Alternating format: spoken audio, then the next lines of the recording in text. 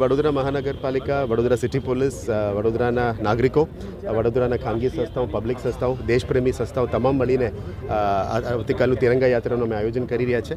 એમાં લગભગ 50,000 પ્લસ લોકો ભાગ લેવાના છે.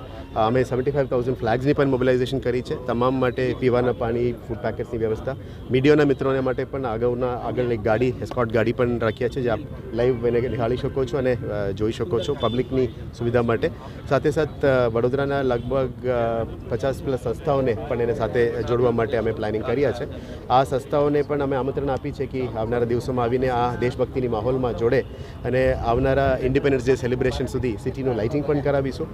એટલે એક દેશભક્તિનો માહોલ બને અને જે તે વખતે આપણે ભારતની ઇન્ડિપેન્ડન્સ માટે અને રિપબ્લિક બનાવવા માટે જે ભાગરૂપ થયેલા ફ્રીડમ ફાઇટર્સ, એ લોકોની ભાવનાને અને એમને યાદ કરવા માટે અને દેશમાં એક દેશભક્તિની માહોલ વડોદરામાં પણ બને એ બાબતનું અમે અત્યારે આયોજન કરી રહ્યા છે.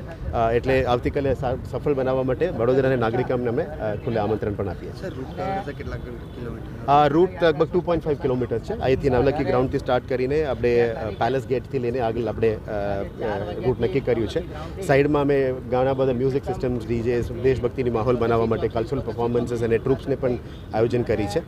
આ રૂટ ઉપર સારી રીતે અમે દેશભક્તિનું માહોલ બને એના માટે એને સારી રીતે ડેકોરેશન પણ કરવાના છે. Thank you.